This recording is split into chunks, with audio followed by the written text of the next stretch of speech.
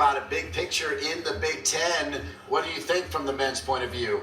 Well, I think what all of these teams are trying to do when looking forward to Big Tens is just prepare people to be ready to compete. So when you want to make sure that you're just getting people to finals, these meets are important because you need to come out and run 2-3 events and really prepare yourself for those rounds, because you can't score points unless you make a final. So if you're prepared for rounds, you have that kind of strength, then come day 2, you're in it, you're scoring points just by being there. So you really have to do all that work on day 1 to give yourself a chance on day 2.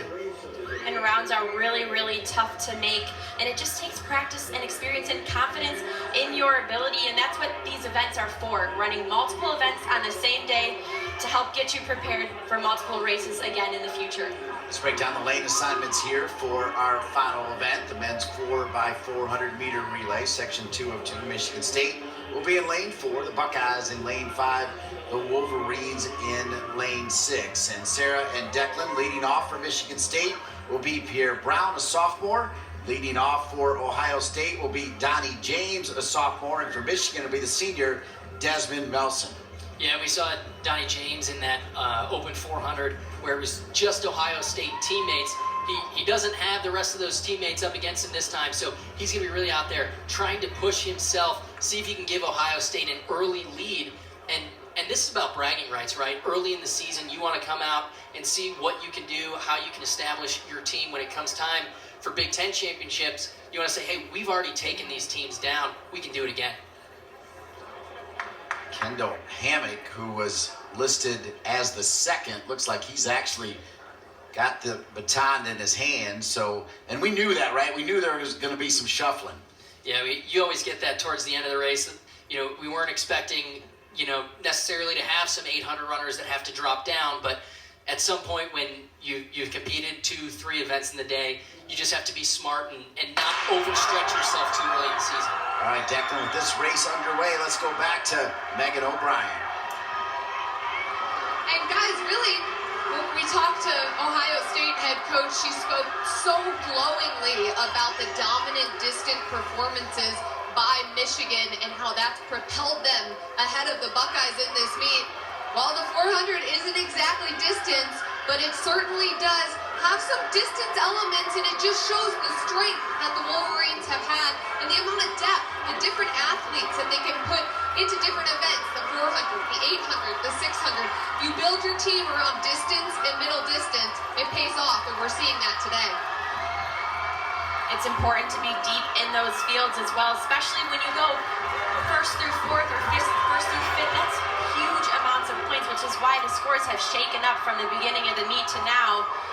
And here we can see in this men's 4x4, after the first exchange, we've got Ohio State and Michigan out to a pretty sizable lead over the Spartans. Yeah, we got bragging rights here. Ohio State, Michigan, and Michigan State, huge rivalries all around. And what a loaded inside pass there, trying to force Michigan athlete to move wide. Gave himself a little bit too much room on the inside. Love a good inside pass, especially moving at the 400-meter speeds. Yeah, you just don't see it that often. Yeah, you never get that much room, and if you can do an inside pass, it's not because you did something incredible. It's because someone else made a mistake. Coach Karen Dennis is going to be making this a learning moment after this one. That was an inside pass with a purpose there, wasn't it? I mean, put some distance after the pass. Yeah, just exploded away, and they're handing off. They've got themselves half a turn of a lead. Ohio State's got a lot of ground to make up after, a 308 performance last week. That's one of the top 2 times in the country. We're expecting to see R.J. Russell. This is Michigan right now. That's Alex Schwett. You put the spotlight on him earlier.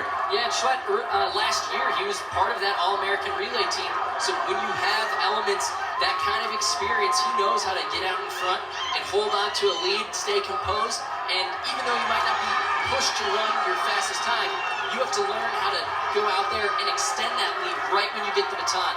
Push it a little harder than you might have originally. Maybe you're fading a little bit at the end, but you've broken the confidence of Ohio State that they might not think that they have a chance at catching you. Good handoff right there, which was important. We saw that in the women's.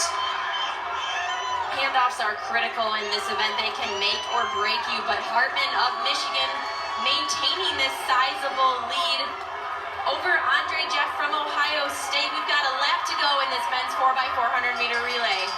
Yeah, and this is what you like to see from an anchor like who has that big of a lead.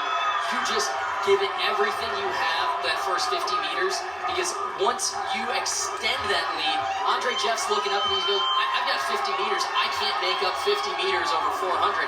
He ran a really, really hard race. You can see he's going to start struggling these last couple of meters here, but just a great job by Michigan. Getting the baton through the zone really quickly. They come in 3:13. That's a strong win. They've got some bragging rights today. Phenomenal breakdown of the approach on the last leg as well, Declan. Well done, and well done, Michigan, right all the way home. Yeah, just an excellent race all around. And, when you're trying to